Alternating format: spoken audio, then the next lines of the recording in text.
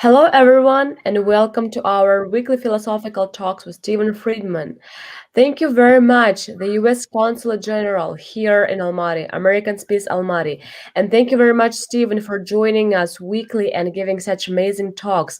We're very glad to see you all. Welcome. Please feel free to ask your questions, give your comments. We will be glad to answer and to announce them. Thank you very much and enjoy. Thank you. Thank you very much, Aaliyah. I also want to thank the American Consulate in Almaty, Elmira, Tracy, Consul General Eric Meyer, and Aaliyah for moderating these talks weekly. It is a privilege to be able to offer this philosophical perspective on a wide range of issues. I'm also always enthusiastic to receive your questions. As we've started doing recently, I'll address any questions that were remaining from the previous week at the end of the current night or day's talk. Again, I remind you, I'm doing this out of Los Angeles, so it's later at night here. I know it's your morning, but as I think noted before, philosophy is often done best at night. So this is not an impediment. We had one main question at the end of last week's talk that I didn't have time to address. That question is about the existential crisis, or if the United States is in fact facing an existential crisis. I will talk about that at the conclusion of tonight's talk. If you have additional questions, I'll address them then. If we don't have more questions, maybe I'll add a few more comments in relation to the main topic that will occupy tonight, which is suffering in short and how rigor resolves it. The topic actually relates to the title of a web page that I constructed about 20 years ago. And I'll just give you a little bit of background. I purchased my first computer 20 years ago, specifically for the purpose of designing a website for the philosophy, to make it more broadly public. I was working with someone, a business manager at the time, and he was strongly encouraging that I do so. The website still exists. It's actually a component now of a larger website that I've since developed. But originally it was short. It was concentrated. It did receive comments, questions, and a lot of the additional pages of that website were in response to specific questions that people would ask. Well, this particular website page, Suffering in Short, was in response to one of those questions and comments. I was actually intending to recite it at the end of last week's talk because it sort of summarizes some of the issues that I was discussing last week about the nature of self, the issue of coming to terms with the knowledge of oneself. For philosophical purposes, what's most important to appreciate about that quest is that we can't truly understand or know the self prior to experience. It's something that we discover in the course of it. I've stressed that one of the main issues with our coming to terms with the world, our understanding the world appropriately, is we have a tendency to think that we can view it from the outside, that we can see the essence of things from the outside, that we can see into the nature of things as if we had X-ray vision, as it were, from the outside, as if we were seeing the world from the perspective of a deity or from the perspective of a novelist. writing in the third person, where that novelist understands everything about the psychology, about the nature, about the potential of his or her characters. That's an illusion. That's a fundamental illusion, a fundamental misunderstanding. It's a misunderstanding grounded in the nature of language, that language is a social institution. It facilitates social coordination, and it's designed to remove us from our own unique perspective and embrace that of the group, the collectivity, the society. Well, the most important thing in terms of discovering the self is discovering our admirations. The second most important aspect of coming to terms with a knowledge of the self, again, that we were talking about last time, is to recognize that limitations cannot be asserted, claimed, known in advance. In fact, they can never be legitimately claimed. That, and I use the example a lot of Van Gogh, someone who could not have been intuited, when he was 10 or 15 or 20 or 25 or 27, to have been destined to be, well, really at this point, the most popular great painter in history. At 27, when he turned from being a pastor to a painter, he couldn't draw. In the course of the next 10 years, it took a monumental effort to achieve what Van Gogh ultimately was able to accomplish, but he didn't know in advance. We, observing him, could not know in advance, and we can't know that in advance about ourselves. That the only legitimate limitation that any limitation that we think we're operating within is something that we voluntarily impose upon ourselves. It's not something that is legitimately justified by the nature of our circumstances. So, and it turns out that inability to know in advance what we are, what we will become, is a key to addressing and ultimately resolving the issue of human suffering. But what I want to do is to recite that page, Suffering in Short, that again addresses the issue of the self, our knowledge of the self, and its relation to suffering and the solution to that problem. So the page goes like this. Given the circumstance of time, that one, you cannot know what is coming next. That is, you can always be wrong about the future, even if you're psychic. It's in the nature of the concept of time. And two, what something becomes decides what it is and was. If something becomes an oak tree, it was an acorn. If something becomes Mozart, it was embryonic genius.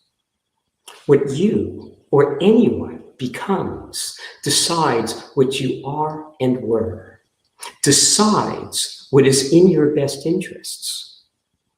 You do not and cannot have a clue as to what is vital and necessary for yourself or anyone else.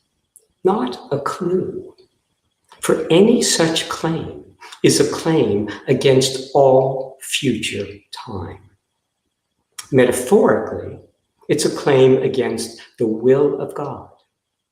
Philosophically, it's an unjustifiable, logically unsupportable claim against the future. You can make such claims all you like, but if you do, you will suffer, as human beings suffer. Nothing supports or forces such claims except vanity and a failure to understand the nature and significance of time. As Socrates said to his friends, at the beginning of the Western philosophical tradition, after being condemned to death by the Athenian court, and so go our separate ways, you to live, and I to die. And which is better? Only God knows. But we think we know. Desperately, erroneously, every moment of our suffocating lives and suffer. It's really very simple. So simple that only Socrates apparently understood, and not perfectly, till now.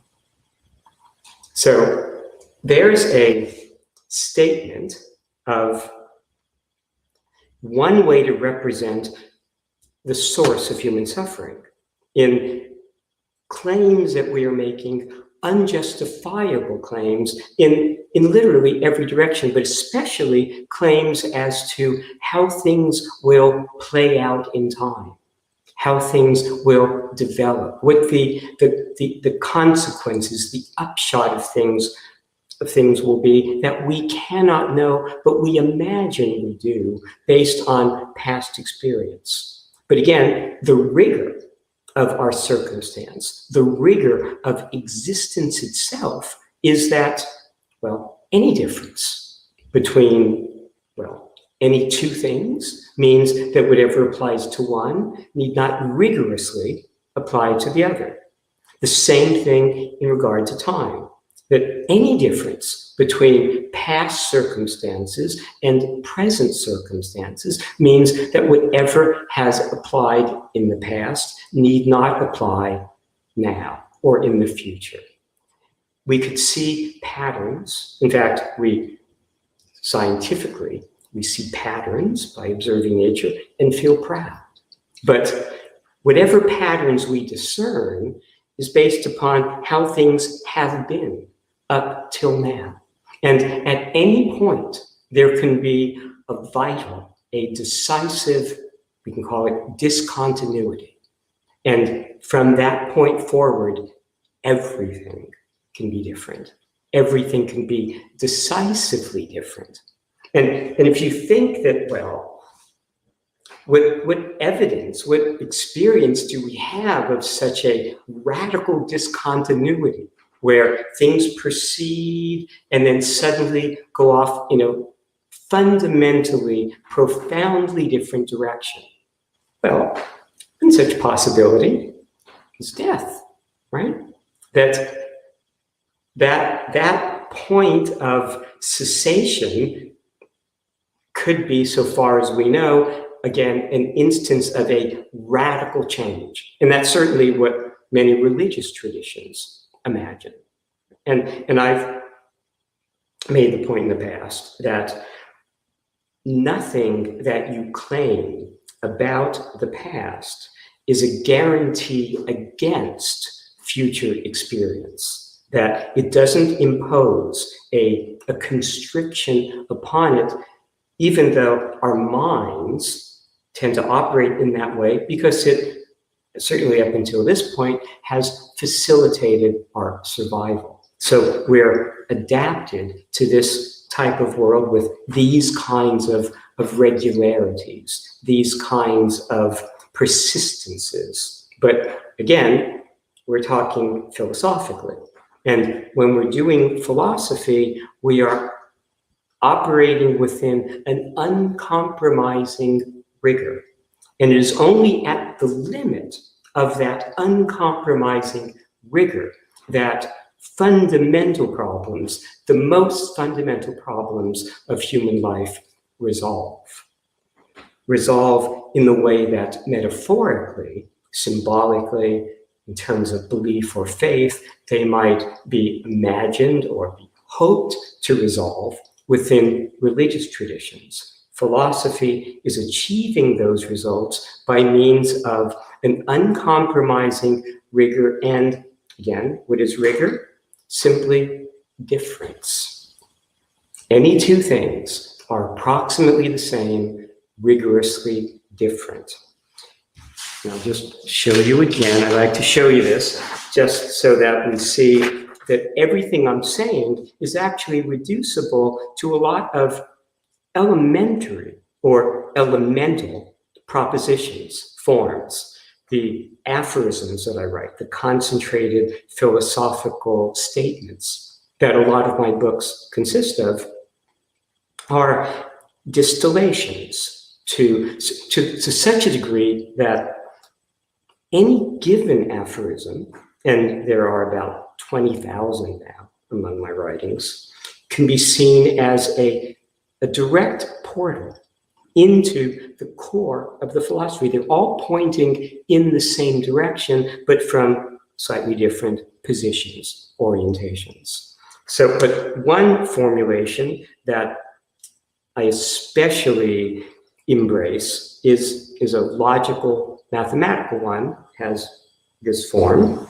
H stands for heuristic space. That's the space in which any two things are approximately the same. That's our conceptual space, the space in which we talk about chairs and tables, where any two chairs are approximately the same as chairs or as tables.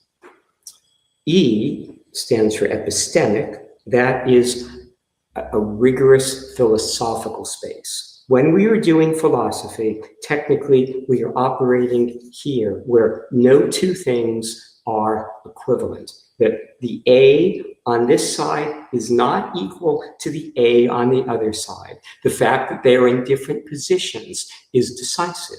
It's decisive in terms of what makes it possible to perform a perfectly controlled experiment. So that's decisive in terms of freeing us from the claims, the generalities of science that we often find leading to a tragic prediction, a tragic outcome from a human perspective. The idea of the universe coming to an end, or the idea of entropy eventually governing the nature of experience so that ultimately all order leads to disorder. Living things which are highly ordered cannot ultimately endure, that process.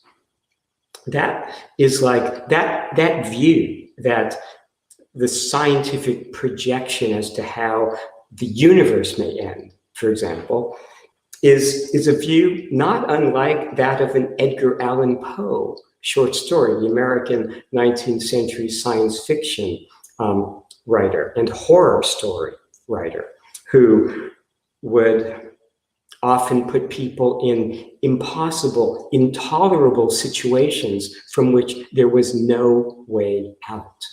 That's often our sense of the tragic vision of the world, where there's no way out. There's disease, old age, death. There's an inevitability to that. There's no way out. That's the tragic vision. It's that tragic vision that rigor is opposing. And that rigor is at the limit of our logical processes, the only thing strong enough to resist those tendencies, but to resist them decisively.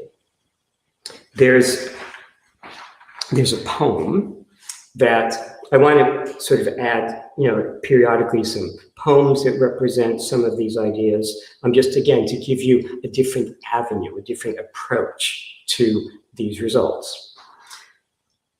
I write two main kinds of poetry. Actually, three main kinds of poetry. One is lyric poetry, songs, really. When we talk about lyric poetry, we're really inspired by the song tradition.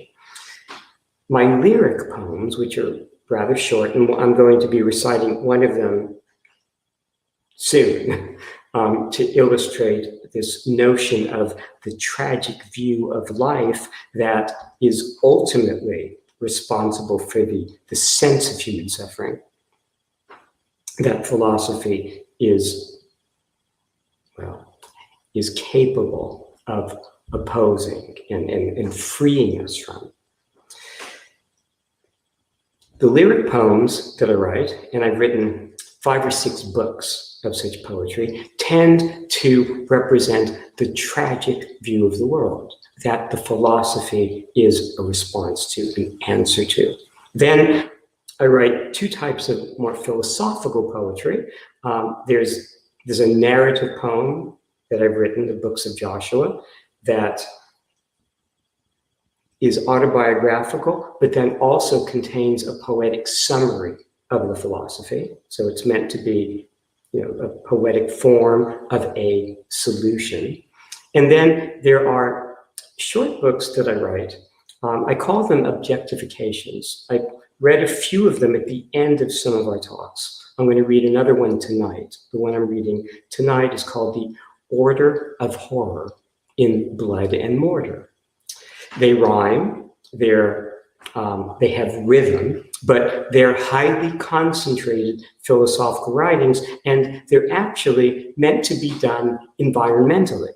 I've done some of these books as beach books in tea lights, 5,000 tea lights configuring the letters of the aphorisms, of which, in the case of this one major book I did, had about 30 aphorisms. So they were configured in tea lights and little candles in the sand, actually in Santa Monica Beach, next to Santa Monica Pier, the famous pier in Los Angeles. I did another such book as a sky book. It was sky-typed over Manhattan Beach. Another one, a shorter one, was done over New York City. In fact, let me show you just over here. I don't know if it's going to be that easy to see, but just to give you an idea of the different form that some of these philosophical representations can take as a means of communicating, right, in different directions to people of different, sensibilities, backgrounds. People respond, differently based upon, their experience, their nature. These are actually 3 aphorisms that I did quite a while ago, 20 years ago, over New York City. The aphorisms, let me tell you, are God plays dice in Eden, number 1. Number 2, presume and suffer. 3, the future is freedom. And here is what it looks like. Again, it's a little bit hard to see, I think. I'm just going to hold this up. It's a composite of those aphorisms that were skywritten over New York. You can see, I think, towards the top, God plays dice, and then they continue in those other panels. Now, if you'll notice, if you look at them, you see those letters are made up of dots, like puffs of smoke. It turns out those aphorisms were written in the sky with 5 planes flying in formation and emitting these puffs of smoke. It was a computerized process, so that it gives the appearance of printing or typing in the sky. I did these 3 aphorisms over New York City. Notice the middle aphorism does deal with the issue of suffering. One of the things about doing aphorisms as sky typing is that in general, because the smoke dissipates very quickly, it's necessary to make the aphorisms extremely concentrated. In fact, the recommendation is no more than 25 letters. So you can see that's why we have forms like presume and suffer. That's meant to be a complete solution, a statement and a solution to the problem of human suffering, namely that any type of suffering is ultimately based upon some presumption, some claim that we're making about ourselves, about the world, about what we want, about what we need, that rigorously unjustifiable. So another way to state that, and I guess, so again, so you can see what this looks like. Put this away. Another way to state that is, since we're dealing with, as the foundation of suffering, claims that are not ultimately justifiable, suffering exists within heuristic space. Heuristic space is the space in which things are not rigorously so, but approximately so and assumed to be so for some purpose, to achieve some goal, some object. That object might be survival, it might be the creation of an artwork, it might be, but it will be the creation of an object that cannot be known in advance to be successfully creatable. We have to sort of do it and see, whereas what's achieved epistemically, rigorously, can be known to be rigorous, independent of experience, based on just the nature, ultimately, of our concepts. Past cannot guarantee the future. The future decides the past. Those are aphorisms that are basically commenting on the nature of our concepts of past and future. Well, okay, so again, so another way to state the source of human suffering is it's heuristic. Anytime you are feeling some type of suffering, there is some assumption, some claim that you're making about, again, your circumstance or the world or your relationship to the world that is not rigorously grounded, okay? Which means that the epistemic represents the space in which suffering resolves. So to advance beyond suffering is a matter of moving from the heuristic, which is our common view of the world, the objects that we see, the language that we use, into the epistemic, which is ultimately a conceptual. Words break down because words, concepts are clustering things, are bringing things together based upon various similarities. No such similarities exist within epistemic space. No words would exist within epistemic space. It actually relates to the kind of space that Buddhism has imagined as the form of its solution, and that mystical union with God imagines, where all things become one in God. When all things become one thing, all distinctions vanish, all concepts cease to operate. Again, a conceptual. Okay, but so back to the lyric representation, of what I was saying earlier about the source of human suffering. Here's a poem that represents it. And actually, I was asking Aaliyah if it was possible to have some of the writings that I recite projected or made visual for you. And apparently not quite so possible. So, and I understand that when you hear a poem, since poetry is concentrated, in and of itself, it's not always going to be fully understood, but there are elements of it, and the sound of it can help communicate. When I write things when I write philosophical forms in a poetic representation, the music, the sound of the writing is meant to help advance the understanding. Okay, so here's a lyric poem about the nature of human suffering, the tragic view of life. I did discern a caustic turn in fate's capricious play, a somber hue a shadow's clue, as presaging dismay. Appeal was past, the die once cast, no bartering away, no sleight of hand, no prayerful stand, no conjuring allay. With certainty of judgment, the ill verdict of decay. Now, that is basically a statement of what I was saying earlier about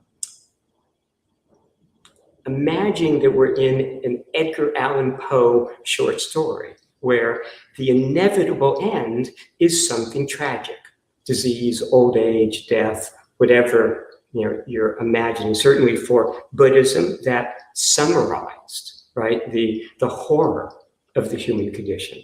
For Siddhartha Gautama, the idea that people could be destined for such a fate and nevertheless could carry on their normal lives, could have lunch, could go for walks, when that was their destiny, was intolerable.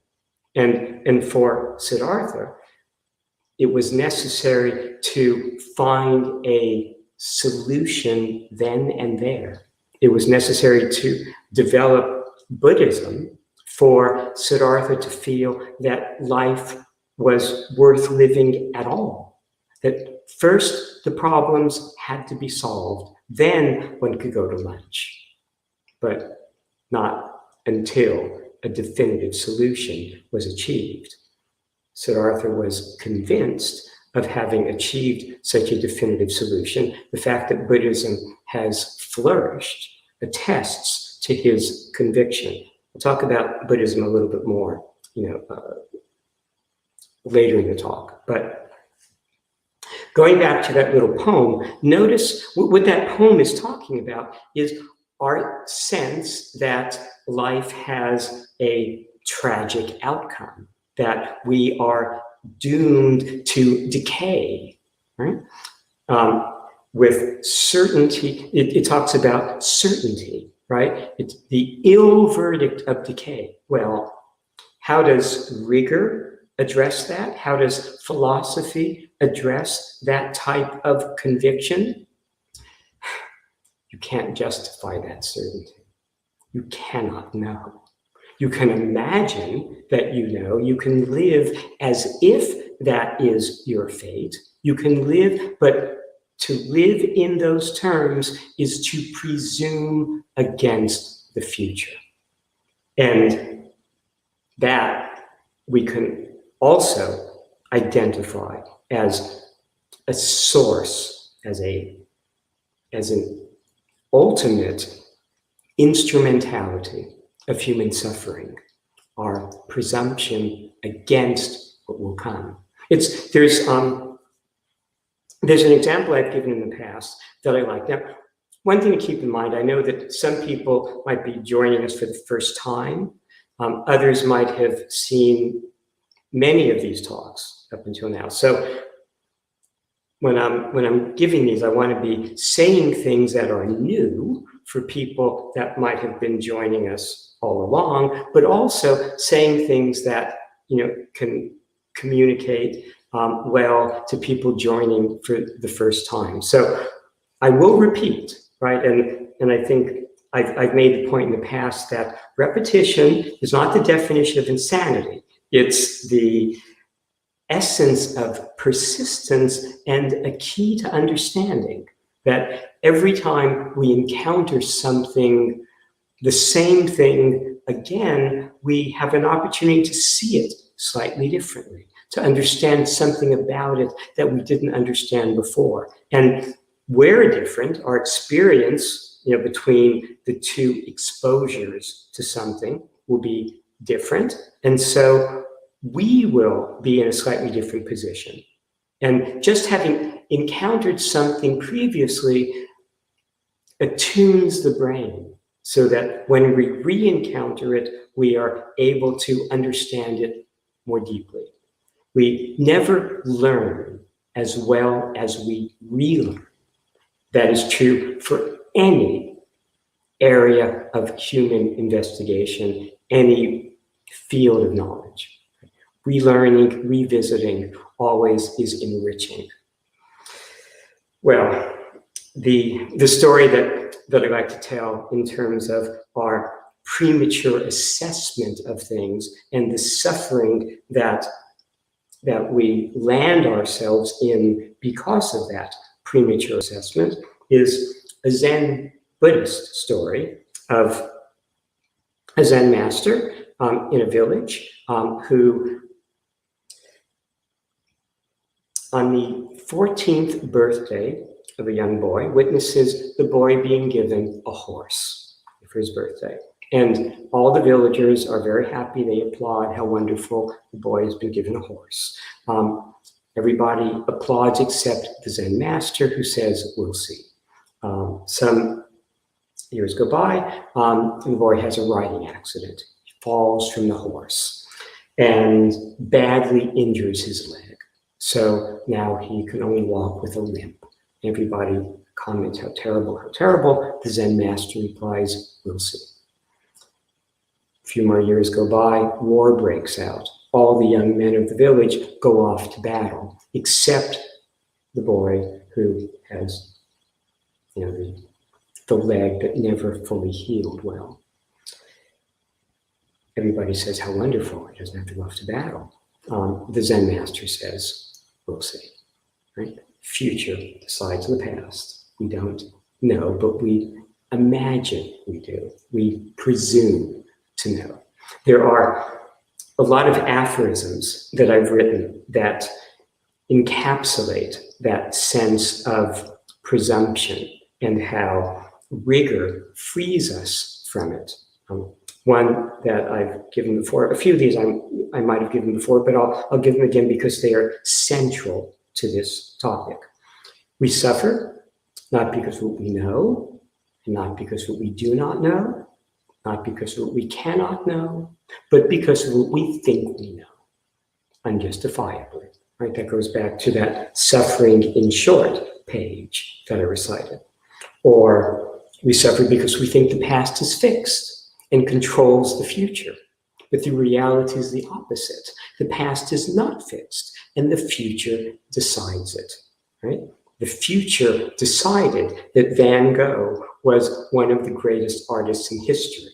Right? Even though his abilities 10 years prior to his death didn't point in that direction at all. Right? Oh, a few others. Well, one thing actually that governs a lot of my thinking about this is something I wrote. Not having asked to be born, no one deserves to suffer. Right? Now, suffering is often represented, or has been represented, as something that has positive aspects. The example that a couple of examples come to mind. One is that of the poet John Keats, the British poet of the early 19th century, a romantic poet with capital R, right? He was a major figure in European Romanticism. Keats wrote about how he saw this world not as a vale of tears, but as a valley of soul making. And the tears, the suffering, produced better souls, helped us grow and mature as individuals. The best representation of what Keats has in mind there is found in the play by Shakespeare, King Lear. Often considered, maybe Shakespeare's greatest play. I embrace it as his greatest work. So did Keats, actually. Keats would reread King Lear prior to embarking on any major poetic work of his own. He would reread King Lear and then begin to write. Well, in King Lear, an aged king is arrogant, is full of himself, has a sense of his superiority to the race as a king. He speaks in what we refer to as the royal we. We shall do this. We shall do that. He's pompous. He, again, imagines himself superior to other people because he is a king. Right? In the course of the play, his world is turned upside down. In fact, in the course of the play, the world is turned upside down on his head. He loses everything. Everyone turns on him, and he endures suffering that's been compared to the suffering of Job in the book of Job, in the Old Testament of the Bible, where the biblical character Job suffers because God is interested in demonstrating Job's commitment to God, no matter what. Well, in the course of King Lear, the suffering is necessary to purge Lear of his arrogance, of his sense of just obnoxious superiority, until by the end of the play, he's able to say, I am a foolish. Notice, now he's speaking in terms of I, not we, not the royal we. I am a foolish, fond old man, 80 and upward, not an hour more nor less. And to deal plainly, I think I am not in my perfect mind. Now, there's a sadness, but there's a beauty, to that understanding, that recognition and embrace of his essential humanity as his redeeming quality. Ultimately, Shakespeare is a profoundly human writer. Right? He's not interested in the garments, the roles of people. He's more interested in their essential humanity and ultimately the dignity of that humanity. So that's something that Lear, as king, does not understand. He has to lose his kingship and all of its privileges and prerogatives in order to discover something more, a deeper sense of what it means to be human than just to be in a certain role. So there's an example of the purification that suffering can achieve. But from a philosophical standpoint, the goal ultimately is to make suffering voluntary, or at least to give us the ability to make choices about it. And that ability comes from the fact, again, that it's not rigorously grounded, right? That whenever we are suffering in some direction or other, we are making claims about things that cannot be supported rigorously. For example, a major source of suffering is loss, right?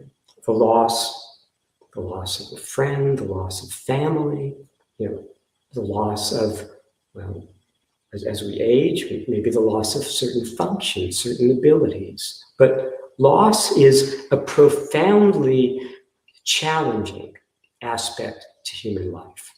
Well, as I've been stressing, even our claims about loss represent claims against the future.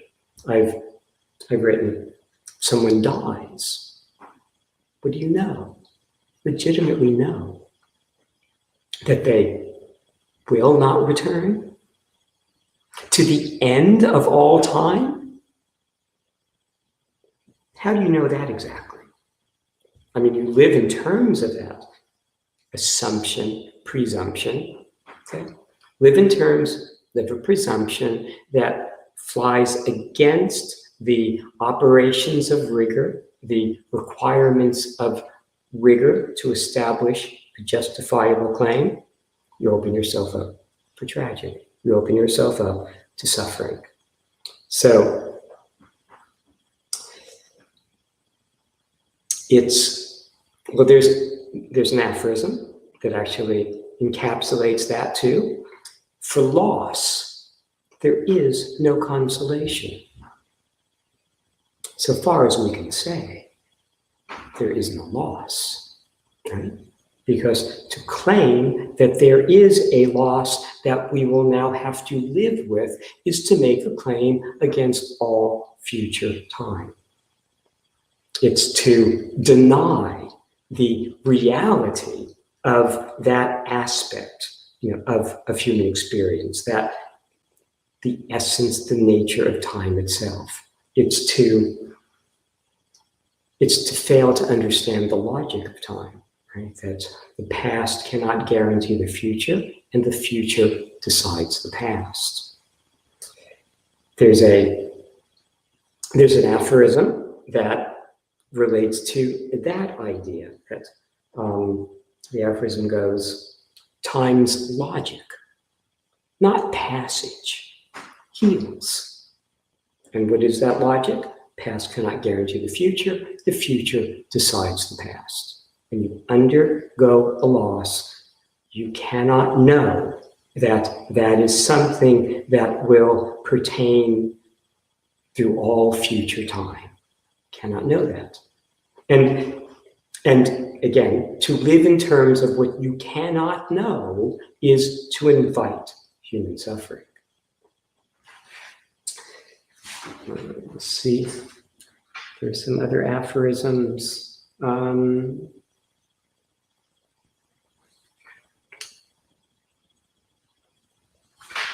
Okay. There are others that I could sort of give you, but they basically reinforce this basic notion. We suffocate under premature senses of reality. Philosophy lets us breathe again. Right? We suffocate because we imagine, again, what the future, what the limitations within which the future must operate. We feel constrained by those limitations. Well, suffocating. It's suffocating again, like an Edgar Allan Poe short story. And yet, philosophy, rigor, does not permit those claims to stand. The main treatments of the source of human suffering is, well, in the great religious traditions. In fact, that's, in a sense, the motivation for the great traditions. In the case, religions in general tend to respond to a sense of the unsatisfactoriness of experience, that this was Eden at some time in the distant past, it is no longer, and we need to return to Eden if we're going to be in a satisfactory situation. So, and that sense of the unsatisfactoriness of things actually pervades, our sense of the world, typically. We find it in the lives and in the work of a lot of artists, where the point of the art is to establish, to create a more perfect alternative to the world of common experience. One example that comes to mind is the architect, Mies van der Rohe, 20th century architect, a Dutch architect, who would look around. He was actually responsible for some of the most elegant, most admired, modern building skyscrapers. There's a building in New York, in Manhattan, called the Seagram Building, that's considered one of the jewels of modern architecture, and not just modern architecture, but architecture historically. When I was in New York doing that play, Phalaris's Bull, a few years ago, I would go and visit the Seagram building. I'd walk by it almost every day. It was something that I had studied, because there was a time when I was interested in becoming an architect. So I had studied architecture. I'd had architects that I embraced, Walter Gropius, Le Corbusier, and Mies van der Rohe.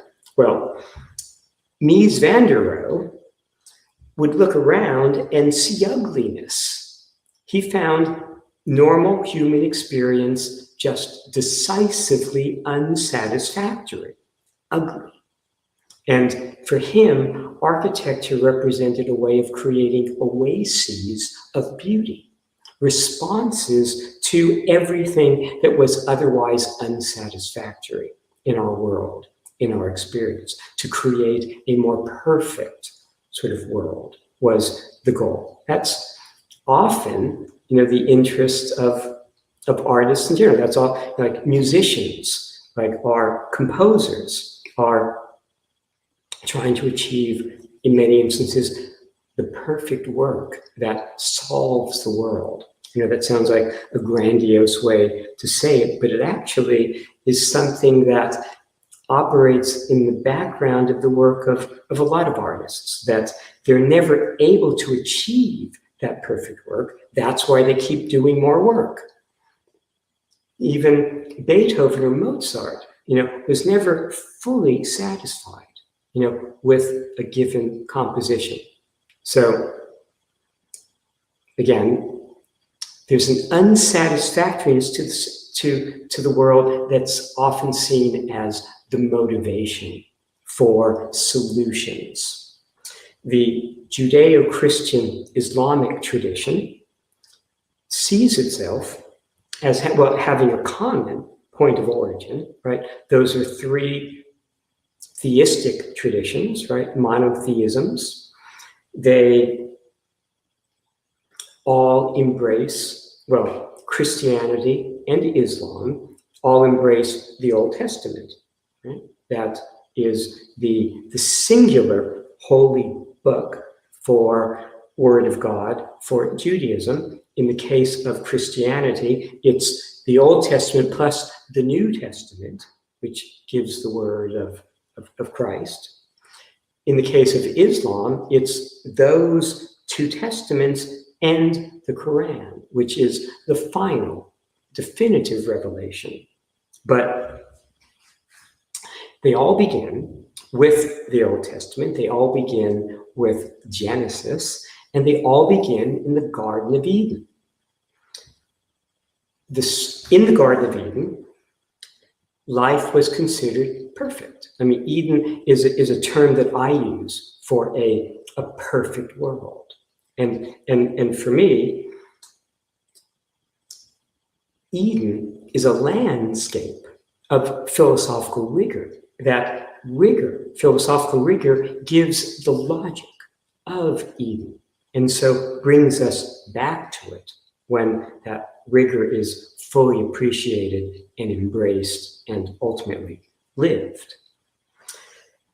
Well, there would be no Judeo-Christian Islamic tradition if humanity, according to those traditions, had never left the Garden of Eden. Right? In the Garden of Eden, Adam and Eve, two original human beings, were placed to dwell in a garden of perfection. But that perfection didn't last. Now, the story of the fall of humanity from the garden, the loss of the Garden of Eden, is, again, central to these traditions. It's the explanation for why there is suffering in the world. It's the explanation for why there's disease, old age, and death. It's the explanation for why this is an unsatisfactory circumstance, why there's such a thing as a tragic vision of life at all, that we left the garden. So then the question becomes, what happened? In terms of these traditions, the fundamental sin, what was ultimately responsible for the expulsion of Adam and Eve from the garden and the loss of that state of perfection at the beginning of the history of humanity, is an act of disobedience. Right? In the case of religions, often, broadly, many, if it's a theistic tradition, God is establishing guidelines. Right? There are admonitions. We are told like what to do or what not to do. Thou shalt not kill. Right? And the reason behind those ultimately is that God says so. God has decreed. Thou shalt not judge. God has decreed. In the case of the fall from the Garden of Eden, God decreed that man and woman shall not eat of the fruit of the tree of knowledge. That act of disobedience, the eating of the fruit of that tree against the prohibition by God, under the temptation, right, of the serpent, the devil, is what leads to the expulsion, the loss of perfection, the loss of Eden, the introduction of suffering, of mortality, of all the different forms of tragedy that humanity is vulnerable to. Right? It's an act of disobedience. But as I write in that play Phalaris' Bull that I did in New York when I was going to the Seagram building, in terms of an act of disobedience, if that's going to be the key reason for the expulsion, the loss of Eden, well, they could have been forbidden to turn over a rock, or disturb a plant. Didn't have to be taking fruit from the tree of the knowledge of good and evil, but it was that. The focus, when we look at that Judeo-Christian Islamic tradition, is on the act of disobedience against God. And that disobeying God is reason enough to lose paradise, lose Eden. I'm more interested, and from a philosophical standpoint, what's especially compelling is that the act involves a tree of knowledge of good and evil. Okay? And here's how that connects to philosophy. The idea within the Bible, I think within the vision, of that act and that circumstance, is that eating of that tree gives one a knowledge, right, of good and evil, okay? And that knowledge of good and evil is really something more divine or divinely intended than it is human. Well, it is so in this way. God is imagined to be outside the world and seeing in and through all of experience. I've stressed that one of our fundamental errors in thinking is the notion that we can see the world from the outside, as if we were in the position of a God, of a deity, right? Seeing past, seeing future. When we are eating of that tree of knowledge, we're putting ourselves in that position. But what exactly does that involve? Does that imply? Well,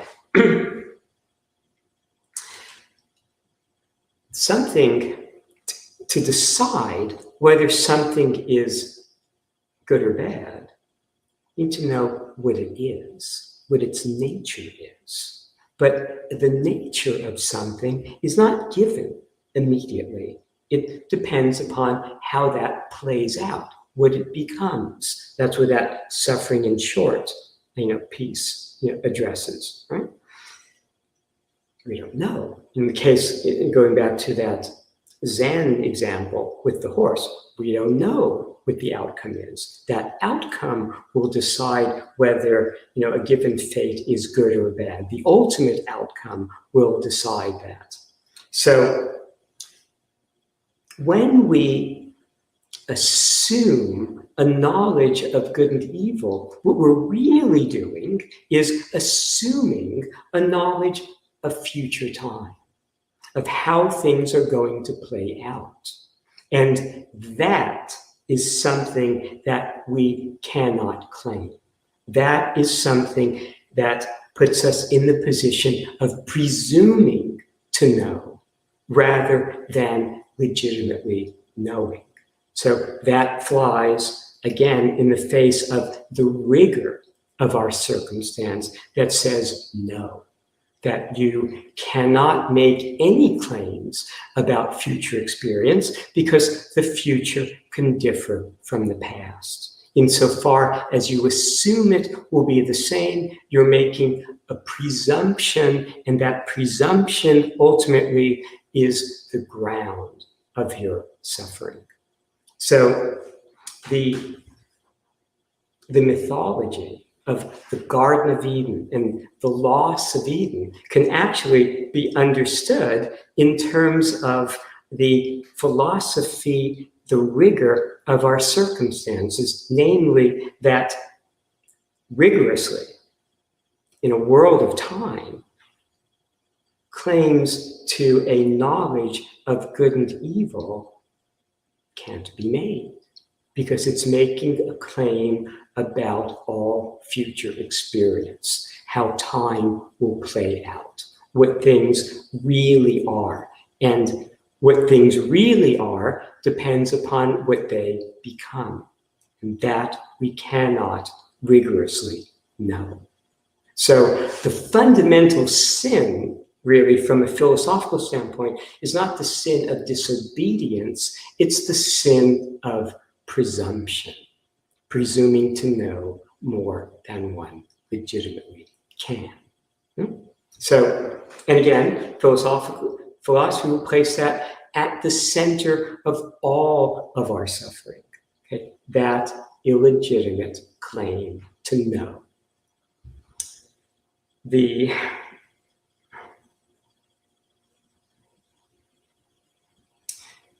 Buddhist tradition is focused upon suffering, right? That the first noble truth of Buddhism is all life is dukkha. That's a term meaning awry, not right. Something is wrong, that needs to be addressed. There is, within the understanding of Siddhartha Gautama, the historical Buddha, a sense that it is addressable, right? Or certainly that's what he undertook when he, at the age of 29, left his palace behind after experiencing and being exposed to the reality of disease, old age, and death, and resolving to put an end to them then and there. Right? He goes off into the forest to explore different approaches to a solution. After about 6 years, the time he was about 35, he achieves under the Bodhi tree a moment of enlightenment. That is the real beginning of the Buddhist tradition, historically. It was motivated by a sense that the world was unsatisfactory, that suffering was inevitable in a world of disease, old age, and death. More generally, there's an analysis in Buddhism of how we suffer when we do not get what we want. We suffer when we get what we do not want. So there's an analysis ultimately in terms of our desire for things being a fundamental source of our suffering, our attachment to things that we think we want or think we need. Well, how does Buddhism address that suffering?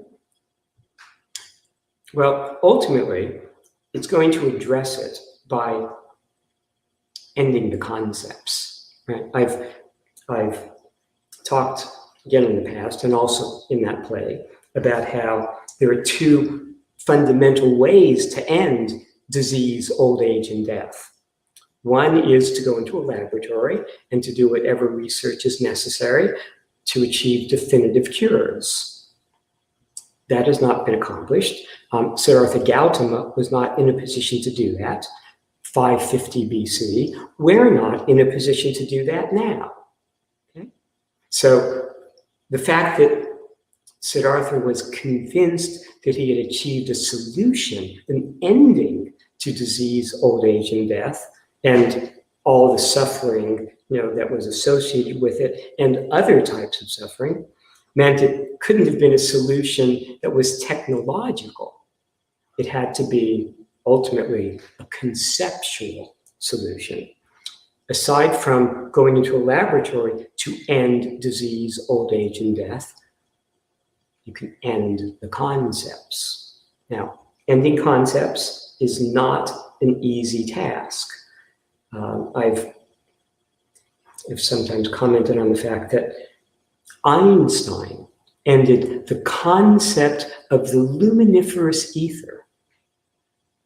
And when I say that, you probably don't know what I'm talking about, and that's the point, right? That concept is no longer really used, luminiferous ether. So 19th century concept that Einstein's work on relativity basically eliminated from our working vocabulary, and certainly eliminated from the working vocabulary of physicists.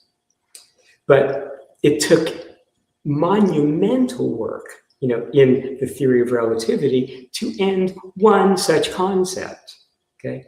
To end concepts like disease, old age, and death is a whole different order, of enterprise, right? Well, the way it's done in Buddhism is, and I'll just make it sort of a concentrated presentation of it. The Buddha, Siddhartha, noted that to be real is to last, to persist. And he comes to that conclusion based upon really an analysis of the difference between dream and reality. That the fundamental difference is that dreams, as convincing as they might feel or be when you're having them, vanish upon awakening, right? This reality that we wake to persists. If it's often been noted that if our dreams were as persisting as our experience of waking reality, in other words, whenever we went to bed, if we continued to dream from where we left off the previous night, and our dreams had maybe more of a consistency to them, we might not know which the reality was, the waking reality or the dreaming reality. In fact, we might entertain both as forms of reality. But given the evanescence, the fact that dreams are not persisting in that way, well, we make a distinction. Reality is a term of comparison, and so the real for the Buddha and for Western thought too, the real lasts, right? We think of God or elementary particles or the laws of physics as real, fundamentally real. They persist relative to other aspects of experience. Under the Bodhi tree, Siddhartha has a vision of nothing lasting. Not God, not elementary particles, not physics, not anything. Everything was evanescent, was transitory. So the real lasts, it's a proposition. Nothing lasts, that's a vision, an insight that Siddhartha has. The conclusion to that is nothing is real, including disease, old age, and death. It's a way of ending the concepts effectively.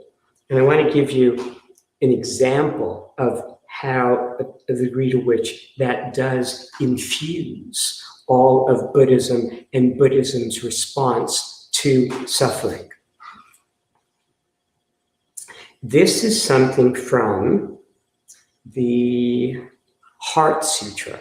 The Heart Sutra is a short, concentrated statement of Buddhist doctrine that is memorized by Buddhist monks of many Buddhist traditions and recited daily. In some cases, recited multiple times a day. And I just want to read you.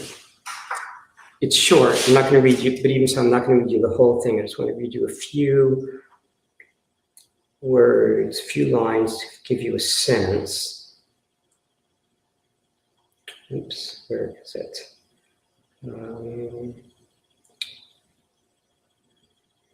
Okay. Now I'm not finding it.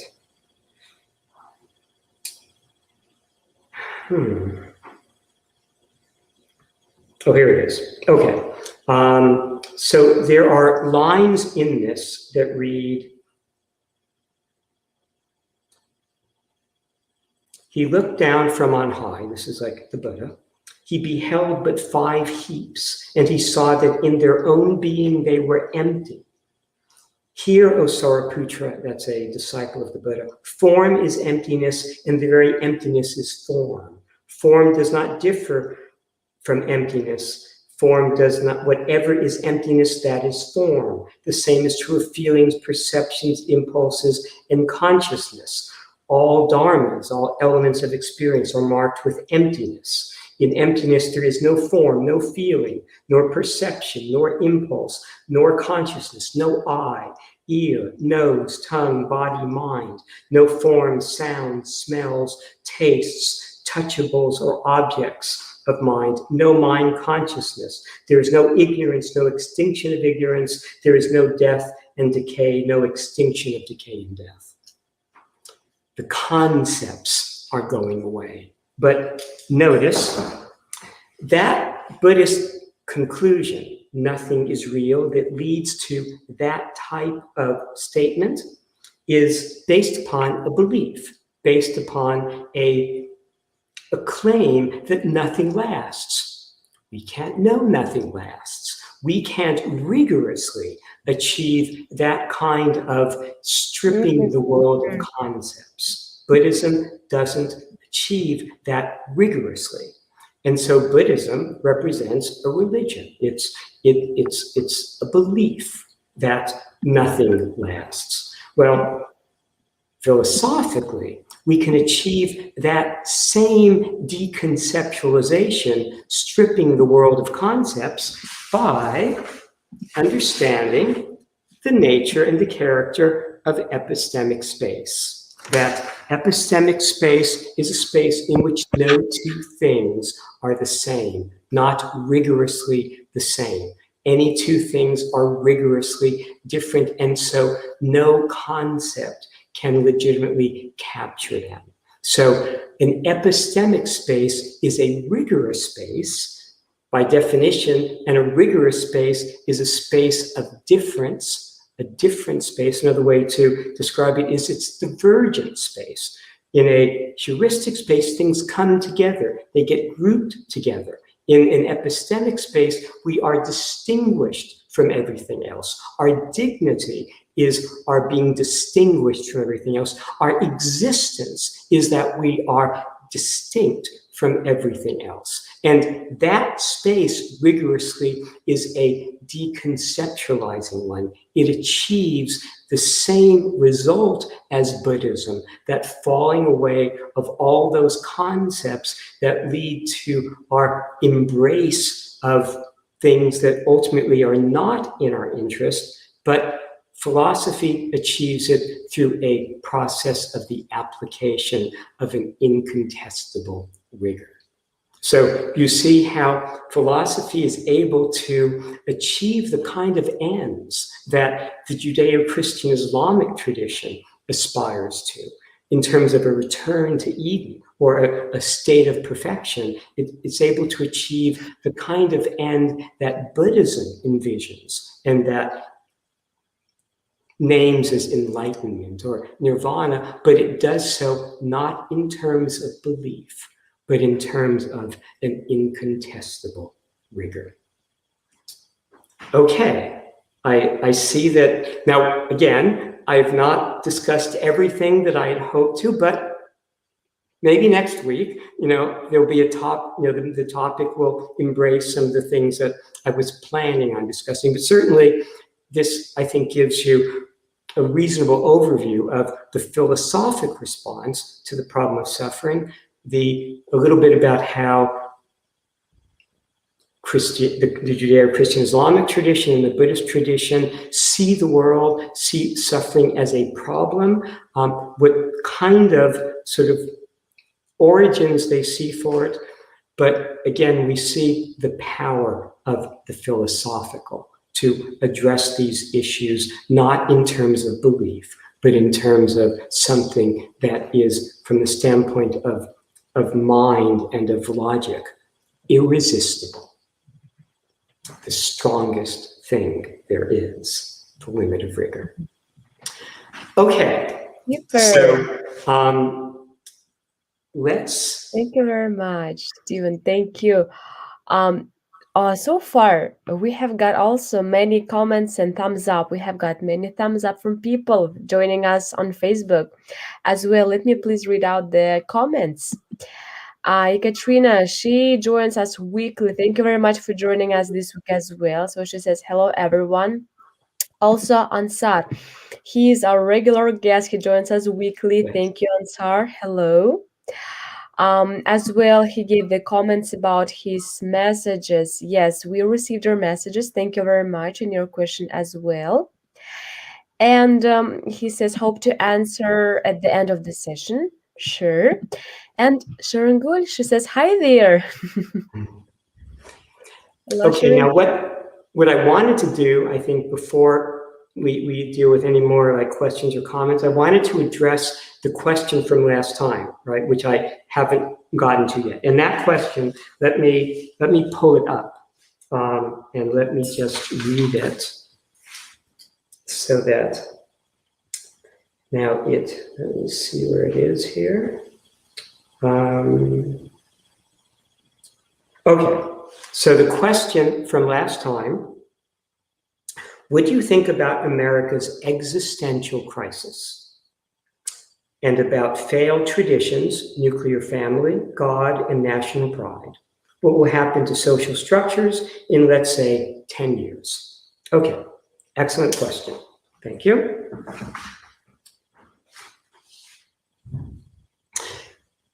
From a philosophical standpoint, past can't guarantee future, future decides the past. So can't quite know, right? But I want to say some things that are maybe a little bit less philosophical, a little bit more heuristic. And that is, but they intersect our philosophical framing. The United States has, from its inception, been self-consciously an experiment in self-government, an experiment that's been defined by opportunity, by fundamental change.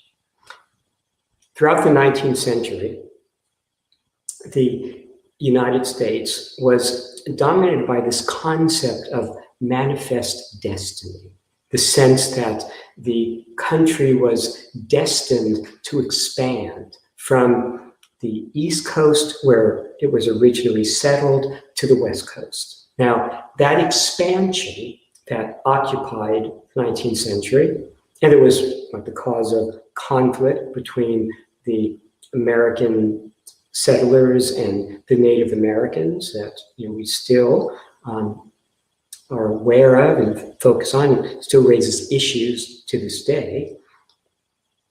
That expansion took place with the sense of a frontier, right? The Western frontier.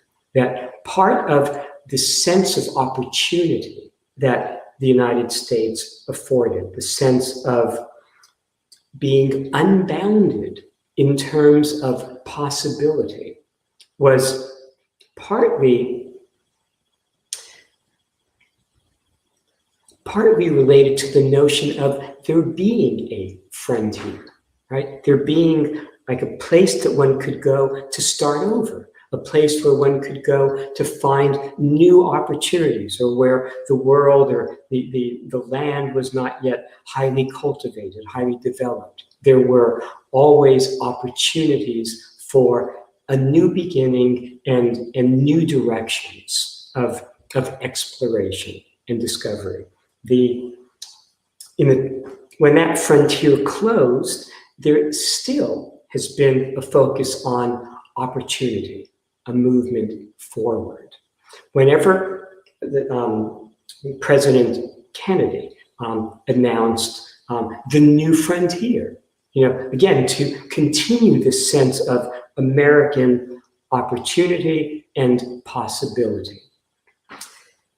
One of the aspects of American society that has been connected to that sense of opportunity is the degree to which America has been open to immigration, to peoples from all over the world. We've had waves of immigration from literally every country, every continent.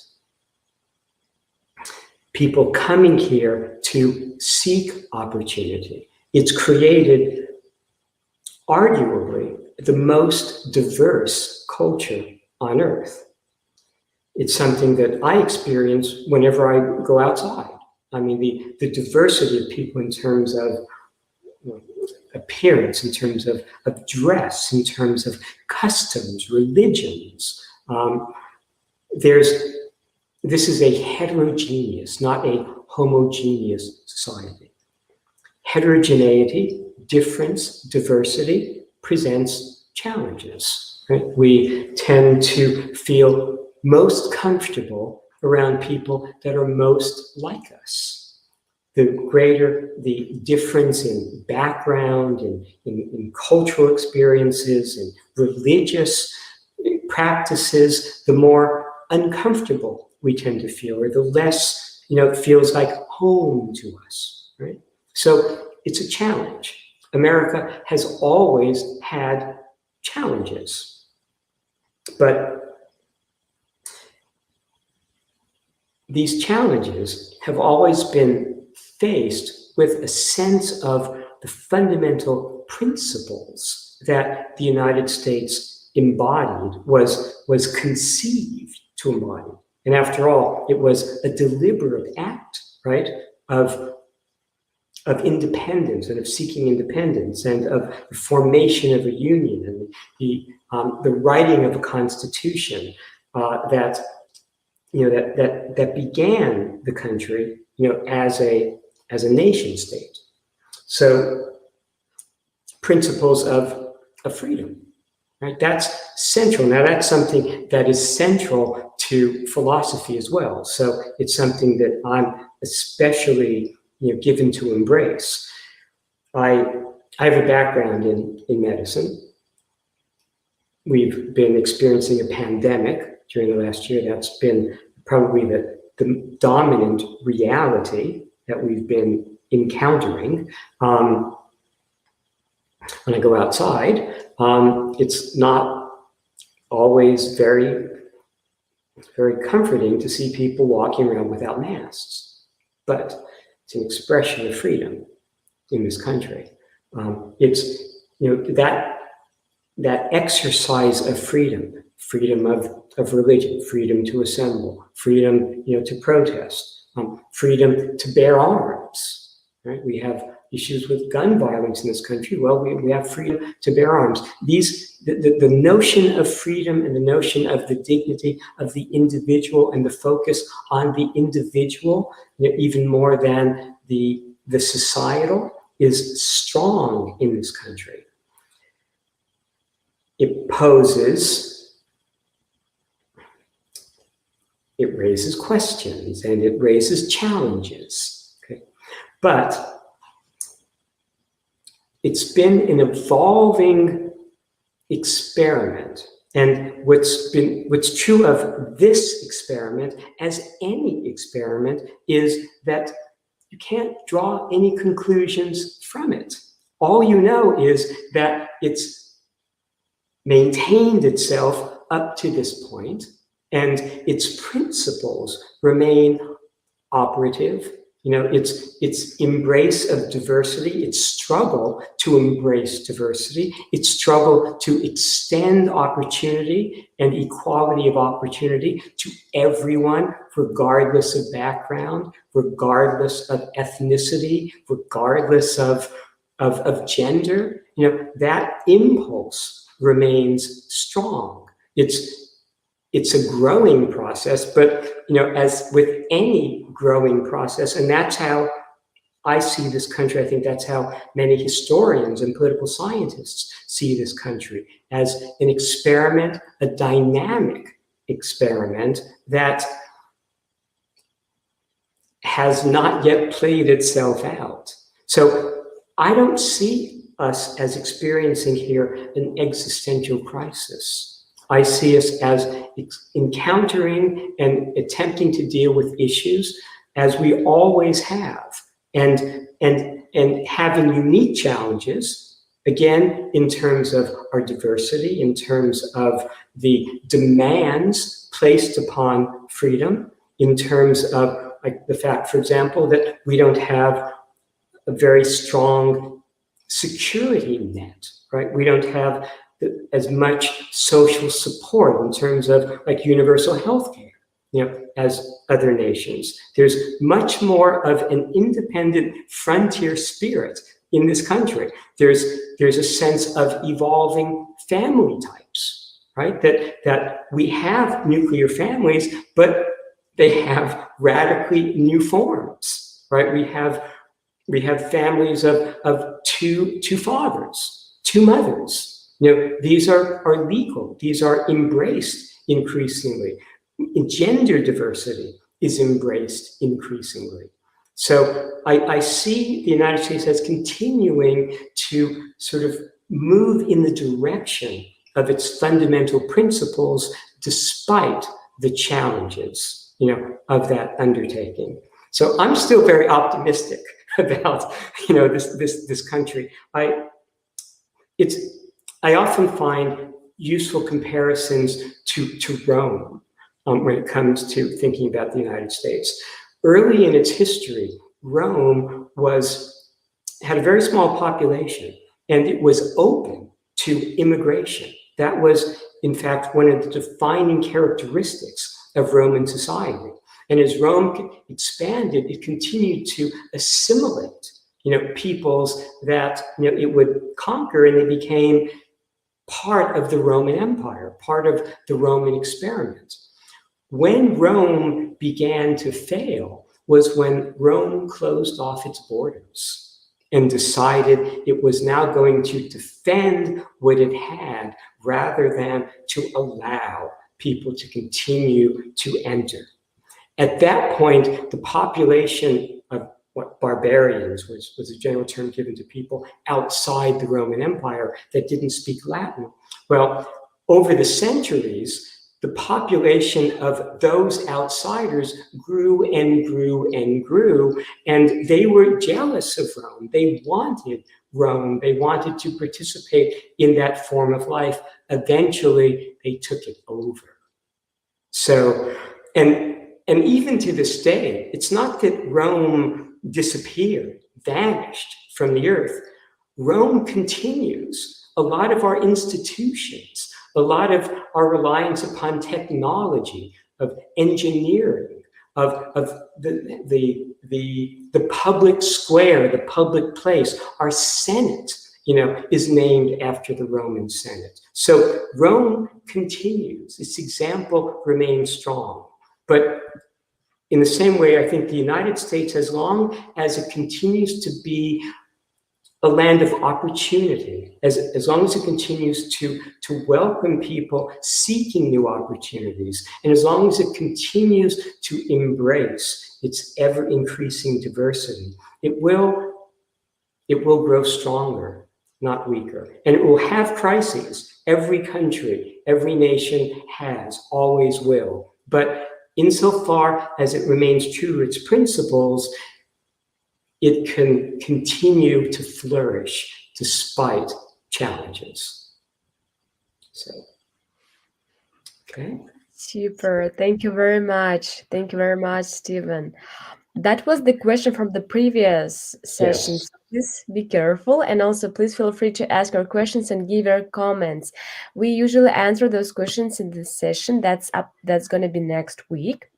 And so far from today, talking about the comments, we have got a comment from Shirangul. She is the previous coordinator of American Space in Almaty. And she says, these two lights in Skybook are amazing view. It leaves a great impression.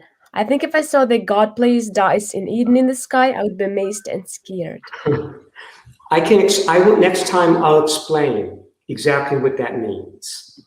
Okay. But, Thank you very much, Rangul. And then we have good day from Kazakhstan.